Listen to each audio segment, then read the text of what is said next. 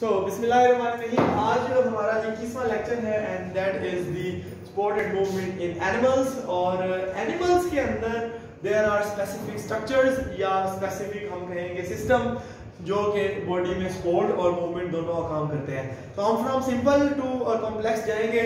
सबसे पहले हम बात करेंगे कि स्केलेटन क्या होता है। एनिमल्स में स्पोर्ट के लिए एक हम कहेंगे that is the hard framework, hard rigid framework of articulated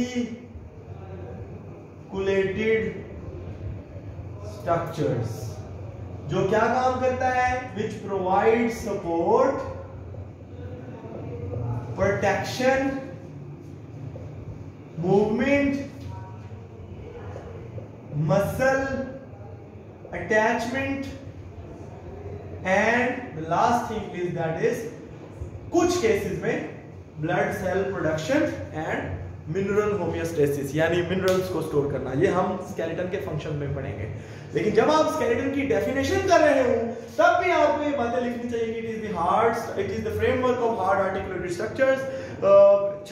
it can be made up of both organic, ठीक है, एंड इनऑर्गेनिक सब्सटेंसेस। दोनों तरह की चीजों की इसकी कंपोजिशन हो सकती है। समझ आ गई बात की? क्लियर हो गया? So this is what we say कि स्केलेटन की कंपोजिशन क्या है और स्केलेटन होता है। अब हम पढ़ते हैं कि डिफरेंट टाइप्स के स्केलेटन। कि स्केलेटन की आमतौर पे हम कहेंगे that is 3 types of skeleton, ठीक है। सबसे पहले दैट इज द हाइड्रोस्केलेटन हम बात करते हैं। और अगर डिफाइन करूं तो हम कहेंगे हाइड्रोस्केलेटन ऐसा स्केलेटन होता है जिसमें एक फ्लूइड फील्ड कैविटी, हम कहेंगे ए फ्लूइड फील्ड कैविटी, इसको गैस्ट्रोवेस्कुलर कैविटी भी कह देते हैं, इसको सिलोम भी कह देते हैं। ये स्केलेटन का काम करती है। मुझे एक बात है, एक बंदा है, एक ऐसे गुब्बारा सा है, जिस तरह हम पार्क में जाते हैं तो वहां एक गुब्बारा होता है और उसके अंदर हवा ऐसे भरती तो वो ऐसे सीधा ऐसे करके खड़ा हो जाता है ना। हालांकि वो वैसे तो वो खाली चीज होती है या वो ज़राफे की स्ट्रक्चर होती है, उसके अंदर हवा भरते तो वो एक ज़राफा बड़ा सा दिखता है, सही है ना। ये एक्चुअली क्या है, आप ये समझे कि वो जो हवा भरी हुई है, अगर आप समझे उसी जगह पे पानी भरा हो तो भी ज़राफा पूरा ही दिखेगा ऐसे। तो उस बॉडी को सपोर्ट देने के लिए और अगर उस ज़राफे के मसल्स ठीक हों तो वो जब कॉन्ट्रैक्ट करेंगे तो वो उस हवा के ऊपर प्रेशर करेंगे जिसकी वजह से मूवमेंट होगी। ये बात तो सही है, साफ जाहिर है। अगर सीधा अगर हवा उसके नीचे नहीं होगी तो मसल जितना मर्जी कॉन्ट्रैक्ट कर ले उनका कोई असर नहीं होगा। इस बात को समझे आप कि फर्स्ट इसमें क्या होता है, एक स्केलेटन है, एक चीज के अंदर पानी भर के रख दिया गया है और जब वो चीज के मसल ऐसे कॉन्ट्रैक्ट करेंगे वो पानी को दबाएंगे। जब वो पानी को दबाएंगे या उस फ्लूइड को दबाएंगे, उससे क्या हो, फ्लूइड इधर उधर मूव करेगा, इधर उधर मूव करेगा तो मूवमेंट होगी, सही है। और अगर पूरी बॉडी में अच्छी तरह पानी भर जाए तो वो उसको उसकी ओरिजिनल पोजीशन पे खड़ा करके रखेगा। ये है, इसे कहते हैं हाइड्रोस्केलेटन। हाइड्रोस्केलेटन आमतौर पे 2 फाइलम के अंदर पाया जाता है। पहला फाइलम है that is the phylum Cnidaria और दूसरा है फाइलम एनिलिडा यानी एनिलिड्स, ठीक है। और नाइडेरियंस के अंदर भी और एनिलिड्स के अंदर हम मैं इनकी एग्जांपल पढ़ूंगा। दैट इज फर्स्ट क्या, दिस इज द एनिलिडा और इनकी एग्जांपल ये इसको कहते हैं जी अर्थवॉर्म। अर्थवॉर्म की बॉडी आपको पता है सेगमेंटेड होती है और मैंने उसकी 3 डिफरेंट डायग्राम्स बनाई। पहले तो जनरल डायग्राम है, मैं सिर्फ असल में यहाँ पर वो डायग्राम बनाने का मकसद नहीं है, यहाँ पे सिर्फ बताने का मकसद ये है कि अर्थवॉर्म की बॉडी जो है that is segmented and each segment is filled with the coelomic fluid. हमने ये बात की थी जब हम एक्सक्रीशन भी पढ़ रहे थे। तो यहाँ पे एक फ्लूइड अटैच होता है और अगर मैं इसका क्रॉस सेक्शन आपको दिखाऊं तो वो ये है। और इसकी बॉडी के अंदर 2 तरह के मसल्स होते हैं, ये आपने पहले भी पढ़ा हुआ है। ये वाले जो मसल्स हैं इन्हें कहते हैं सर्कुलर मसल्स, क्योंकि ये ऐसे सर्कल की शक्ल में ऐसे दबाते हैं। और जो ये वाले हैं ये पूरी बॉडी के साथ साथ ऐसे चलते हैं, इनको क्या कहते हैं, लॉन्गिट्यूडिनल मसल्स।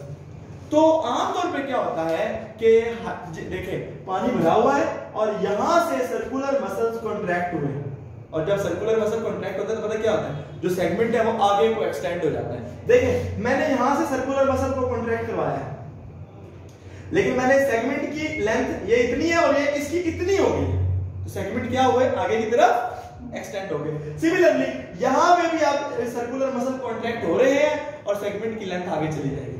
इसमें क्या होता है कि ये आप समझे कि जैसे आप एक गुब्बारा पकड़ते हैं और एक गुब्बारे में पानी भरा हो और आप उसको जमीन में नीचे रखा हो तो आप उसको ऐसे दबाएं तो वो आगे की तरफ चला जाता है। समझ आ गई बात की? इसको हम कहते हैं दैट इज यानी कि द फ्लूइड फील्ड कैविटी, यानी इसके सारे सेगमेंट्स में सिलोमिक फ्लूइड भरा होता है। Whenever the circular muscles of the body they contract the segments increase in length, और उसकी वजह से, और ये बकायदा उसकी मूवमेंट में इसको ये चीज हेल्प करती है, क्योंकि आप जब मैं आपको मूवमेंट इन अर्थवॉर्म पढ़ाऊंगा तो इनके नीचे कुछ स्ट्रक्चर्स होते हैं जिनको हम सीटी कहते हैं, आईटीबी कहते हैं, उनके बारे में डिस्कशंस करेंगे, अभी इसकी जरूरत नहीं है। तो ये चीज भी सिर्फ इसको बताने के लिए थी, अदरवाइज इसको इतना बड़ा, ये इसकी गट है, इसके की कुछ ब्लड के स्ट्रक्चर्स भी होते हैं और भी बहुत सारा कुछ होता है, दैट इज फाइन इतना ही। दूसरी हाइड्रोस्केलेटन की एग्जांपल मैं आपको देता हूं, that is the C anemone. ये ठीक है, सी एनीमोन, अब ये फर्ज किया सी एनीमोन की एक बॉडी ओपनिंग होती है, वहां से वो वाटर लेके आता भी है और वहां से ही वो वाटर बाहर भी फेंकता है। होता क्या है कि सी एनीमोन ये अपने अंदर ऐसे ऐसे ये वाली जो स्ट्रक्चर है ये ऐसे हो जाती है, थोड़ा सा अपने आप को खोल लेता है। जब खोल लेता है तो सारे का सारा पानी अंदर भर जाता है, फिर ये अपनी ओपनिंग को, अपने माउथ को बंद कर देता है और फिर इन मसल्स को कॉन्ट्रैक्ट करवाता है। यानी पहले ये समझे कि वो, जैसे आप ये समझे कि आपने आपको खोल के पानी अंदर भर लिया, फिर मुंह बंद करके तो जोर लगाया, ठीक है, तो वो जब ये जोर लगाता है तो वो सारा पानी एक तो इसके अंदर घूमता है बॉडी के, और दूसरा इन टेंटिकल्स के अंदर चला जाता है, जिसकी वजह से टेंटिकल्स ऐसे सीधे अकड़ जाते हैं। और जब कभी टेंटिकल को मूव करने की जरूरत होगी तो टेंटिकल्स के जो मसल होंगे वो कंट्रैक्ट होंगे और उसके हिसाब से टेंटिकल मूव कर जाएगा। देखिए वही बात कि यहाँ पे पानी भरा हुआ है, आप इसके मसल को यहाँ पे दबाएंगे तो वो इधर चला जाएगा, इधर से दबाएंगे उधर चला जाएगा, उधर से दबाएंगे, समझ आ रही है ना बात की? यानी उसके हिसाब से जिधर जिधर से मसल कॉन्ट्रैक्ट करते जाते हैं, हमने अगर अपनी बॉडी को मूव कराना हो तो हम अपनी हड्डियों के हिसाब से देखते हैं, उन्होंने कराना हो तो वो उनकी हड्डियां, वो fluid filled cavities. That is all about the hydroskeleton. के जी हाइड्रोस्केलेटन में कोई और इंपॉर्टेंट चीज ना रह गई हो तो मेरे ख्याल से यहाँ तक काफी है। उसके बाद दैट इज, अब हम जो बात करने जा रहे हैं दैट इज द एक्सोस्केलेटन। इसको साफ कर देते हैं। तो एक्सोस्केलेटन जो दूसरी टाइप का स्केलेटन है, मैं अगर आपको बताऊं तो याद रखना है आपने, एक्सोस्केलेटन से मुराद है ऐसा स्केलेटन जो बॉडी के बाहर हो, और बाहर वाले स्केलेटन को हार्ड होना चाहिए, होगा हार्ड होना पड़ेगा, सही है।